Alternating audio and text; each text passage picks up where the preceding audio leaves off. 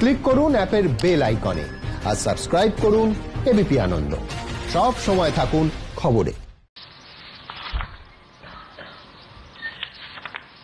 प्रधानमंत्री गरीब कल्याण योजना में जहां सबसे पहले कोविड हेल्थ वर्कर्स के लिए 50 लाख रुपए की इंश्योरेंस पॉलिसी का प्रावधान किया गया था, वहीं पर 80 करोड़ गरीबों को 5-5 किलो गेहूं या चावल देने का प्रावधान किया गया और पूरे देश भर में पीडीएस के अलावा अतिरिक्त ये 5-5 किलो उनको दिया गया, पिछले महीने भी और इस महीने भी। इसके अलावा ये प्रति व्यक्ति 5-5 किलो था और प्रति परिवार दाल देने का भी काम किया गया 1 किलो।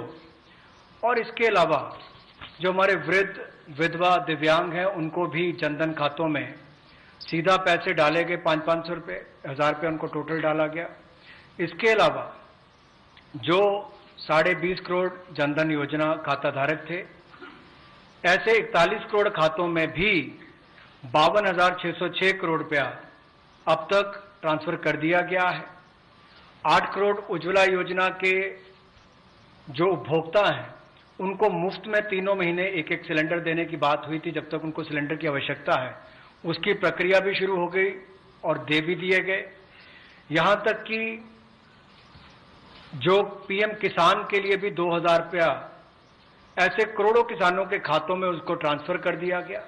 तो जितनी घोषणाएं उस पीएम गरीब कल्याण योजना के अंतर्गत की गई थी, उन पर सारे कदम भारत सरकार द्वारा उठाए गए और करोड़ों भारतीयों को इसका लाभ माननीय प्रधानमंत्री नरेंद्र मोदी जी के माध्यम से मिला है। जहां तक व्यापारी वर्ग की बात है, आम आदमी की बात है, कंप्लायंस का बर्डन उसके ऊपर ना आए, घर से बाहर नहीं जाते थे, तो उसके सामने जो संकट था कि वो कैसे समय सीमा रहते अपनी कंप्लायंस पूरी कर सके, उसमें भी उसको छूट दी गई और उसको भी 3 महीने आगे बढ़ाया गया, जिससे उसको लाभ मिला है। आरबीआई ने भी जो महत्वपूर्ण घोषणाएं की, उससे लाखों करोड़ रुपए की लिक्विडिटी मार्केट में आई है, जिससे पूरे देश को लाभ मिला है। और इसकी जानकारी आप सबके सामने पहले भी रखी है, केवल आज एक बार फिर आपके ध्यान में लाने की जरूरत पड़ी तो उसको किया है। एक जो मीडिया के माध्यम से हमारी जानकारी हमें मिली और जो वीडियो कॉन्फ्रेंस और बाकी सब वार्तालाप बाकी लोगों से हुआ, मध्यम, सूक्ष्म, लघु उद्योग, कुटीर उद्योग, घरेलू उद्योग जो है, इन सब के सामने बहुत बड़ी मुसीबत थी कि पैसों की भारी कमी थी। इन सब के लिए क्या किया जाए, ये भारतीय अर्थव्यवस्था की रीढ़ है। ये जो हमारा सूक्ष्म, लघु, मध्यम उद्योग है, कुटीर उद्योग है, गृह उद्योग है, इन सबका एक बहुत महत्व है। 12 करोड़ से ज्यादा लोगों को ये रोजगार देते हैं। तो ऐसे कारोबार और व्यापार करने वाले, विशेष तौर पर एमएसएमई सेक्टर जो है, इसके लिए आज एक बहुत बड़ी घोषणा है कि collateral free automatic loan 3 lakh crore रुपए का मध्यम, सूक्ष्म, लघु, कुटीर और गृह उद्योग को मिलेगा। इसमें किसी को अपनी ओर से कोई गारंटी, कोई कोलेटरल देने की आवश्यकता नहीं है और इसका समय सीमा भी 4 वर्ष की होगी और पहले 12 महीने यानी कि पहला 1 वर्ष उनको प्रिंसिपल रीपेमेंट नहीं करना पड़ेगा, इनके मूलधन का चुकाना नहीं पड़ेगा, मूलधन को नहीं चुकाना पड़ेगा और 12 महीने की इस पे छूट रहेगी और 4 वर्ष के लिए उनको ऋण दिया जाएगा। तो 3 लाख करोड़ रुपए का ये ऋण, ये हमने बगैर किसी गारंटी, बगैर किसी कोलेटरल के भारत के मध्यम, सूक्ष्म, लघु उद्योग, कुटीर और गृह उद्योग के लिए मोदी सरकार ने करके दिया है। I just move to the next one, which is about a 20,000 crore subordinate debt proposition which we are bringing. If the earlier one, which was just now explained by the MOS, was for standard MSMEs who, because of lockdown, couldn't move forward because they didn't have money, they didn't have cash coming in. So for buying raw materials or paying the wages, if they had a problem, you had that emergency credit line which we spoke about just a minute ago. Now I come to talking about subordinate debt through which we want to infuse about 20,000 crores. these are meant for stressed MSMEs. So if you're providing for the standard, you're now providing for the stressed MSMEs. Now the stressed MSMEs do have a problem of equity. So for them, through a subordinate debt provision, we want to provide about 20,000 crore liquidity. 2 lakh MSMEs are likely to benefit from this. The functioning of the MSMEs which are NPA or are stressed, all of them will be eligible. For this subordinate debt-based scheme, NPAs or stressed MSMEs will all be eligible for this. The government will be providing about a 4,000 crore as its contribution to the MSE, the Credit Guarantee Trust, and they will be then able to provide the partial credit guarantee support to the banks, as a result of which stressed and NPA MSMEs will immediately benefit. तनाव में जो सूक्ष्म लघु मध्यम उद्योग या कुटीर या गृह उद्योग हैं, उनकी इन परिस्थितियों को देखकर गौण कर्ज या अधीनस्थ ऋण के रूप में 20,000 करोड़ रुपए का प्रावधान इन स्ट्रेस्ड एमएसएमईज के लिए किया गया है, ताकि इनकी जो कमी आती थी उस कमी को दूर किया जा सके। और इसमें भी लगभग 2 लाख से ज्यादा मध्यम लघु सूक्ष्म कुटीर उद्योग को लाभ मिलने वाला है। और ये 20,000 करोड़ का गौण ऋण ये तनाव वाली एमएसएमईज को दिया जाएगा। The next of the MSME linked steps that we are taking, this is the third. There is a fund being created for infusing about 50,000 crore as equity into the MSMEs. This will benefit those MSMEs who have the potential and who are viable. So we spoke about those who are standard, we spoke about those who are NPAs and stressed. Now I'm talking about MSMEs who may be doing viable business and who needs hand-holding because of the situation thanks to the COVID. So this fund with a corpus of 10,000 crores through mother fund and daughter fund framework will be able to provide the growth potential MSMEs greater support, and this we think will help MSMEs to expand their capacities, and this will also encourage them eventually to get listed in the markets which they can choose. जो मध्यम लघु सूक्ष्म उद्योग अच्छा कर रहे हैं, विस्तार करना चाहते हैं, आगे बढ़ना चाहते हैं, लेकिन उनके आकार को बढ़ाने की या क्षमता को बढ़ाने की सुविधाएं नहीं मिल पाती थी, तो उसके लिए फंड्स ऑफ फंड्स का प्रावधान किया गया है। और इस फंड्स ऑफ फंड्स के माध्यम से 50,000 करोड़ की इक्विटी इन्फ्यूजन होगी, ये हम करने जा रहे हैं।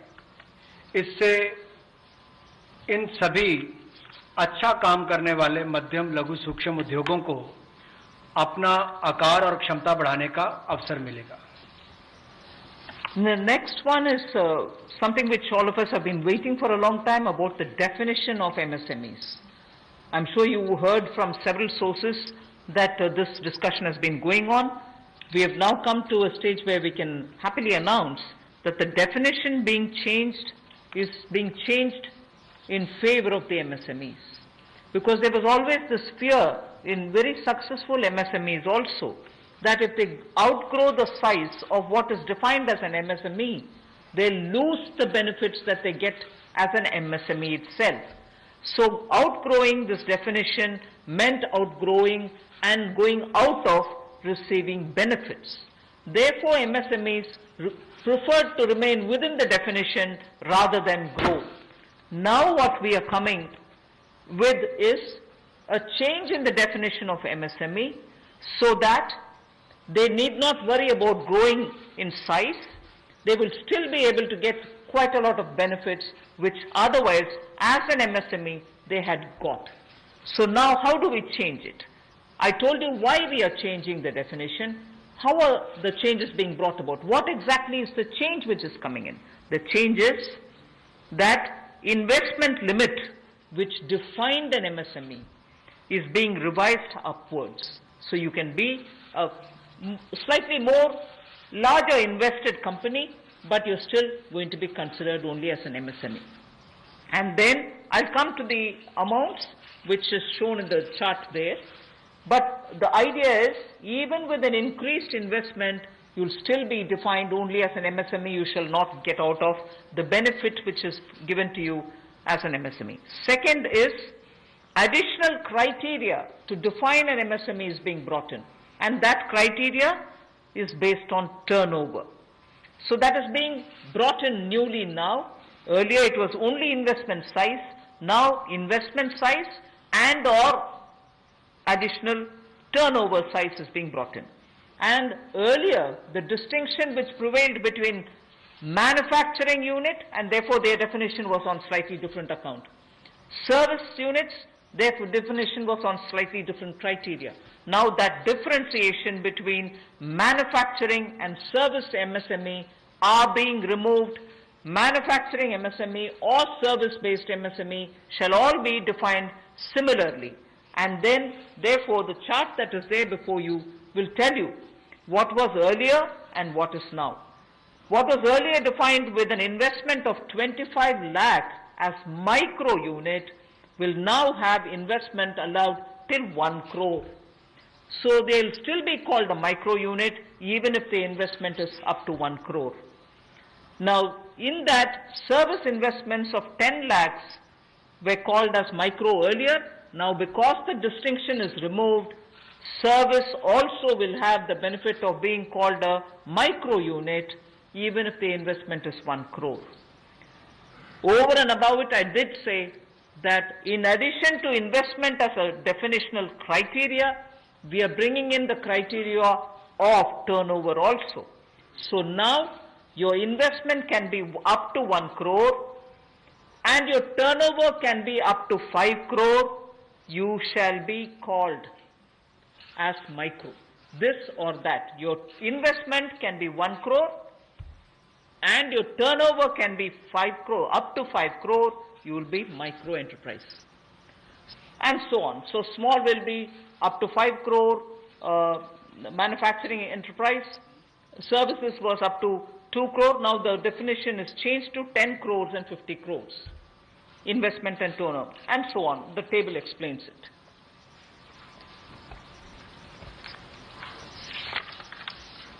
सूक्ष्म लघु मध्यम उद्योग में इसकी परिभाषा में कम दहलीज होने के कारण ये लगातार संकट रहता था कि अगर हम इससे बाहर जाएंगे तो हमें जो हमारे बेनिफिट्स मिलते हैं, लाभ मिलते हैं, उससे हाथ धोना पड़ेगा। और यही कारण था कि हमारे कुटीर सूक्ष्म लघु उद्योग कभी बड़ा बनने का सपना नहीं देखते थे, और सपना देखते भी थे तो ये जो सीमा इसके लिए रखी गई थी, कम दहलीज थी, इसके कारण ये बड़े नहीं हो पाते थे। और कहीं ना कहीं जो आज कंपटीशन है उसमें फिर ये बहुत पीछे रह जाते थे। वर्षों लंबित मांग है, वर्षों से मैं सुनता आ रहा हूं, चौथी बार एमपी बन गया, कब से शुरू हो रही आज तक वही मांग है। मैं धन्यवाद दूं प्रधानमंत्री मोदी जी ने इस पर यह कदम उठाने के लिए कहा है। और जो पहले क्राइटेरिया था कि मैन्युफैक्चरिंग यूनिट जो है वो 25 लाख से कम इन्वेस्टमेंट की होगी तो माइक्रो में आएगा, और सर्विस एंटरप्राइजेज जो थी वो 10 लाख तक की अगर उसने इन्वेस्टमेंट की होगी तो माइक्रो में आएगा। अब इसमें एक बदलाव किया गया है कि निवेश की लिमिट को तो बढ़ाया गया है, साथ में कारोबार को भी जोड़ा गया कि आपने व्यवसाय या कारोबार कितना उस वर्ष में किया है। तो इसको इन्वेस्टमेंट को बढ़ाकर माइक्रो के लिए 25 लाख से बढ़ाकर 1 करोड़ तक की जो इन्वेस्टमेंट करेगा वो माइक्रो यूनिट कहलाएगा। और ये मैन्युफैक्चरिंग और सर्विसेज दोनों के लिए एक ही क्राइटेरिया रहेगा, तो सर्विस सेक्टर को भी माइक्रो में आने का लाभ मिला है। तो 1 करोड़ से कम निवेश करने वाले को माइक्रो इंडस्ट्री में जो 5 करोड़ तक का व्यापार कारोबार करेगा उसको माइक्रो कहा जाएगा।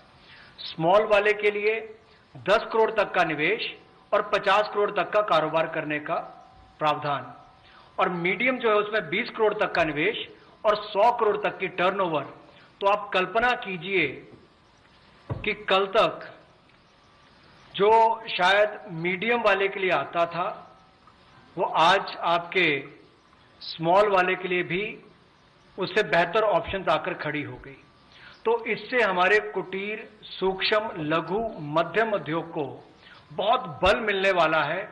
एक और बैंकों का हाथ पकड़ना, पैसा देना, दूसरी तरफ से डेफिनेशन चेंज करके उनके आकार और क्षमता को बढ़ाने का अवसर देना, ये अपने आप में क्रांतिकारी कदम इस दिशा में लिया गया है।